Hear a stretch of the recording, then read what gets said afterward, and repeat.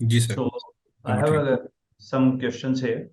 जी जी। First question है कि जैसे सर्वे मेथड में हम रिस्पोंडेंट को क्वेश्चनर देते हैं, वो उस पर टिक करके हमें वापस दे देता है, उसकी हम डाटा एंट्री एसपीएसएस के अंदर कर देते हैं या एक्सेल में कर देते हैं। तो जी यहाँ पे जो मुझे समझ आया, मैट्रिमोनियल ऐड का जो आपने एग्जांपल दिया, मेरे पास 400 मैट्रिमोनियल ऐड हैं। मेरे पास दो या तीन कोडर हैं। कोडर को मैंने ट्रेनिंग दे दी, अब वो एक एक को पढ़ेगा और जो मेरी शीट है उस पे क्वेश्चनर जैसा ही है उस पे टिक करता जाएगा। क्या जी, ऐसा बिल्कुल ही? ऐसा। बिल्कुल ऐसा ही है। या वीडियो हनी सिंह का वीडियो है, वो वीडियो देखेगा, उसमें जो चीजें करता जाएगा। तो बेसिकली बिल्कुल वो जो आपने बताया है कि कोड शीट जो एक बनाएंगे, वो एक तरह का क्वेश्चनर ही हो गया है। क्या बिल्कुल ये करेक्ट क्वेश्चनर है? होगा। बिल्कुल ऐसे ही है सर, उसकी उतनी ही कॉपीज हम करवाएंगे। जैसे अगर हमने 400 न्यूज को एनालाइज करना है तो 400 फिर मैं राइट। उस कोडिंग शीट की कॉपीज करवा लूंगा, जैसे सर्वे की करवाते ठीक। हैं। तो उसके राइट। अंदर फिर वो फिल करते जाएंगे कि यहाँ पे टिक करते जाएंगे, और इन केस अगर कहीं पे कोडर को कंफ्यूजन होती है तो वो मास्टर कोडर से डिस्कस कर सकते हैं, जो कि आप हाँ। खुद हो सकते हैं। Correct correct correct. और पहले सेम जो आपने कहा इंटर कोडर रिलायबिलिटी निकालनी है, तो क्या उसमें सारे कोडर्स को सेम डाटा दिया जाएगा कि पता लगे इनिशियल कि जी, इनिशियल सर जो है इसके लिए आपको 10 या 20% जो है, जो जितना भी सैंपल आप उसका 10 या 20% सैंपल जो है वो आप लेंगे। और ठीक है। वो आप अगर दो कोडर हैं तो दोनों में इनिशियल जो है वो आप डिस्ट्रीब्यूट करेंगे और उनको कहेंगे कि दोनों को आप एनालाइज करें। अब आप देखेंगे कि दोनों कोडर की सिमिलैरिटी कितनी है और डिफरेंसेस कितने हैं। जितनी सिमिलैरिटी हाई होगी उतना ही आपके जो जो उसकी वैल्यू होगी रिलायबिलिटी की, वो ज्यादा आएगी। जितने डिफरेंसेस ज्यादा होंगे उतनी रिलायबिलिटी कम हो जाएगी। ओके। तो जो मुझे समझ आया, अगर 400 का जी सैंपल है तो उसका 10%, 40 मैंने ऐड ली मैट्रिमोनियल ऐड, वो दो कॉर्डर को 40-40 दे दी, दोनों को कहा कि तुम अपना जी। डाटा एंट्री करके लाओ एसपीएसएस के अंदर, ये एक्सेल के अंदर। और अब वो जो हाँ इंटर कॉर्डर रिलायबिलिटी निकालेंगे, वो कैसे निकाली जाती है? कोई सॉफ्टवेयर है उसका, कोई फॉर्मूला है? सर फॉर्मूला है जी, है वैसा। पहले सर के क्वेश्चन को ट्रेस करते प्लीज। फिर उसके बाद मेरा इसी से एक सप्लीमेंट क्वेश्चन है फराज साहब के। I am sorry doctor Meera sir, if you allow me, तो क्या मैं पूछ सकता हूँ? जी जी। तो ये जो जैसे हम सर्वे में पायलट टेस्टिंग करते हैं, तो फिर पायलट टेस्टिंग में लेट से 50 लोग हैं या 100 लोग हैं, तो अगर हमें कुछ वर्डिंग में मसला है या कुछ भी है, तो हम उनको दोबारा डाटा नहीं देते, वो एक्चुअल डाटा जो कलेक्शन स्टेज पे। तो क्या ये जो हम कंटेंट एनालिसिस में उनको डाटा देते हैं, वो हम एक्चुअल डाटा से देते हैं और वो बाद में वो डाटा जो कोडिंग के लिए इस्तेमाल होता है या नहीं होता? आप ये कह रहे हैं कि जो जो पायलट टेस्टिंग हमने करनी है बाद में उसको हमने रियल डाटा में यूज यस। करना ही नहीं करना। Yes yes. सर इसमें ऐसा है कि वैसे बड़ा क्वेश्चन सही पूछा है आपने, जो है कि नॉर्मली क्या है, सर्वे के अंदर भी उसको यूज नहीं किया जाता। इसमें एक चीज हमें ये समझने की जरूरत है कि पायलट टेस्टिंग आपकी कोडिंग की भी ना सिर्फ कोडर के हवाले से अलग चीज है, आपकी जो कोडिंग शीट आपने बनाई है उसमें भी आपको नए कुछ कोड्स मिल सकते हैं। अभी मैंने लिटरेचर पढ़ा था, लिटरेचर ने मुझे बताया कि ये मेजर कोड्स हैं जो आप इसको एनालाइज कर सकते हैं। जब मैंने पढ़ना शुरू किया तो मुझे कुछ नई चीजें पता चलना शुरू हो गई। ये ऐसे ही होता है जैसे हम सर्वे में भी जब पार्टिसिपेंट के पास जाते हैं तो वो कहते हैं कि आपने ये क्वेश्चन तो इसमें पूछा ही नहीं है, या आपने ये वाला क्वेश्चन जो है जो पूछा है इसके यहाँ पे कोई समझ ही नहीं आ रही है, या इसको होने ही नहीं चाहिए था।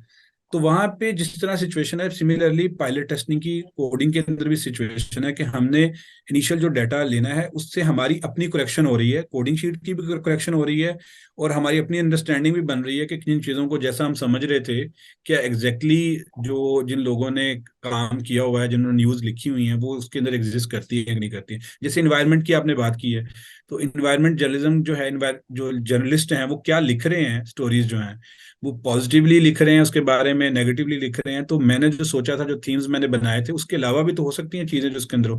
मैट्रिमोनियल एड्स में जो मैंने सोचा था कि ये चीजें होती हैं, अब मुझे तो 4-5 वर्ड पता होंगे, टैलेंटेड मेल को डिस्क्राइब किया गया होगा या उसको जो है वेल्दी डिस्क्राइब किया गया होगा, लेकिन कुछ और वर्ड वो मेरे तो नॉलेज में नहीं है, लेकिन जब मैंने पढ़ना शुरू किया तो पता चला कि अनाउंसर ने तो बेशुमार वर्ड जो हैं वो यूज किए होंगे। इसी तरह ब्यूटीफुल के लिए जो वर्ड हैं, या स्लिम के लिए कोई और वर्ड उन्होंने यूज किया होगा जो उनको पार्टनर में चाहिए। तो ये वाले वर्ड जो हैं वो मुझे आहिस्ता आहिस्ता वो आप साथ ऐड करते जाएंगे। यानी आप कहते हैं कि ट्रेनर्स को देने के से पहले मास्टर ट्रेनर को खुद भी एक दफा एक पायलट टेस्टिंग के फेज से गुजरना होगा, ताकि वो जो नई जी इमर्जेंट कोडिंग हो रही है तो वो भी कर सके। डॉक्टर नीरज सर ने कुछ क्वेश्चन पूछा था, तो अगर उसको आप हाँ जी, एड्रेस कर दें।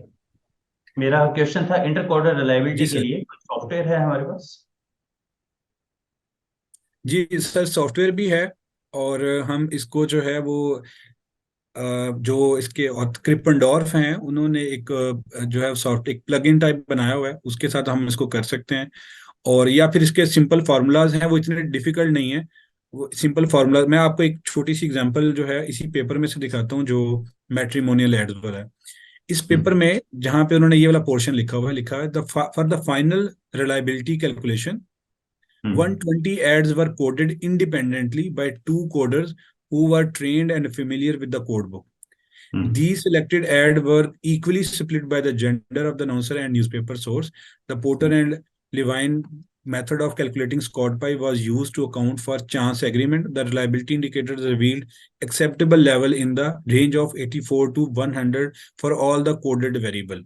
तो हम्म। उन्होंने क्या किया कि 120 एड्स जो टोटल है, और यहाँ पे एक और बात लिखी हुई है, ये बात आप जाहिर है मेथड वाले सेक्शन में लिखेंगे। For clarity a detail descriptive booklet including definition of each of the variables of interest along with illustrative example during coder's initial training phase 20 ads that were not part of the sample were coded to develop skill and familiarity with the language of matrimonial ads and assisted development of coding categories for the codebook. Coder met several times to discuss the codebook categories and refine that variables definition जो है। तो ये constant एक comparison type method है जिसमें आप कुछ चीजें बाद में ठीक भी करते जाएंगे। जी वैसे। सर इस पे एक वीडियो भी फ्रासा, अगर आपको याद हो तो हमने बनाई हुई थी। तो एक जनरल सा फार्मूला जो होलिस्टिक का फार्मूला है कि 2m G divided by n1 plus n2, let's say 50 items हैं और मैंने 50 आइटम्स कोड किए हैं, मैं कोडर नंबर 1 और फराज साहब कोडर नंबर 2 है। 50-50 हमने कर ली और हमारा एग्रीमेंट है 40 पे। 40 आइटम्स हमने सेम जगह पे की है कोडिंग। तो 2m वो म्यूचुअल जो है आपने कोडिंग किया, 2 into 40 80 हो गया, डिवाइडेड बाय 100, 50 प्लस 100। तो ये हमारी लाइबिलिटी आ गई 0.8। तो इस तरीके से, और उसके वो बेंचमार्क भी सेट हुए हुए हैं।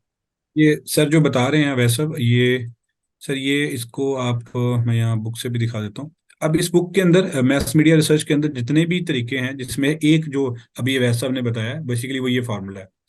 ये हॉल्स्टाई का फार्मूला है जो कि 1969 का है। 2m n1 + n2 जो है, और m is the number of coding decisions on which two coders agree, and n1 and n2 are the total number of coding decisions by the two coders जो है। तो जितने भी हैं इसके स्कॉट पाई का फार्मूला है वो अलग है, ये 1955 का है। और इसी तरह जो है कुछ लोगों ने जो इसके अलावा भी फार्मूलाज यूज किए होंगे, जैसे ये फाई है या कापा जो है, ये भी यूज किया जाता है। तो नंबर ऑफ वेज है सर, आपको हर पेपर के अंदर कोई डिफरेंट पर्सन जो है वो यूज करता है, लेकिन फार्मूला किसी की भी मुश्किल नहीं है। इजी फार्मूलाज है सबके, आप बड़ी इजीली सबको जो है, थोड़ी बहुत चेंजेस की हुई हैं उन्होंने, और उसके साथ जो है वो आप कोई भी फार्मूला जो वो यूज कर सकते हैं। मुझे ये एक इंस्टेंस क्रिप्टन याद आ गया। जो है। जी अफराज साहब के ना, मैं एक दफा स्टूडेंट से सर क्वेश्चन पूछा था, तो मैंने कहा 3 कोडर्स हैं तो इस तरीके से, तो उन्होंने 2m divided by n1 plus n2 plus n3 लिख दिया। तो ये कॉमन मिस्टेक है, 3m हो जाना चाहिए था फिर, जब आपको कॉमन अंडरस्टैंडिंग है कि 3 कोडर्स हैं। जी जी फराज साहब। जी। तो सर नंबर ऑफ वेज हैं। क्रिप्टनडॉर्फ का मैंने जैसे बताया था ना, इसका अल्फा है, कापा है, होल्स्टाई है, सारे की थोड़ी बहुत चेंजिंग के साथ जो है ना फार्मूलाज हैं। तो आप कोई भी फार्मूला जो वो यूज कर सकते हैं, सब सारे जो हैं वो इक्वली यूज किए जाते हैं। आपको हर पेपर में ये डिफरेंट जो है वो यूज होते नजर आएंगे। Sir I am interested to know कि हमारी फील्ड में जैसे मीडिया स्टडीज में या कम्युनिकेशन स्टडीज में ये बड़ा कॉमनली यूज होता है ये वाला मेथड। तो आपकी फील्ड में आपको कहाँ कहाँ इसकी पॉसिबिलिटी नजर आ रही है कि इसमें? बहुत बहुत ज्यादा अब लोग यूज करने लगे हैं। मैं आपको एक बताऊं, एक स्कॉलर का काम, उन्होंने 100 बैलेंस शीट लिए हैं। ओके। ठीक है, 100 कंपनी पिछले 10 साल में उनकी बैलेंस शीट ले ली है। तो जैसे 10 कंपनी का 10 साल का डाटा, तो राइट। 100 बैलेंस शीट फिर उन्होंने एक चेकलिस्ट बनाई कि ये 20 आइटम है जो हम बैलेंस शीट में देखेंगे। अब वो राइट। एक एक करके कोडिंग कर रहे हैं, और कोडिंग वो सिंपल यस नो पे नहीं कर रहे, वो कर रहे हैं यस नो, या यस में भी 1 2 3, लो मीडियम हाई। बहुत ज्यादा उसके बारे में बात की है, थोड़ी सी बात की है, बिल्कुल थोड़ा सा हिंट दिया है, या बिल्कुल बात नहीं की है। तो इस तरह का उनका काम था। राइट तो राइट। ऐसे काम बच्चे काम कर रहे हैं इस फील्ड के अंदर। बिल्कुल सही।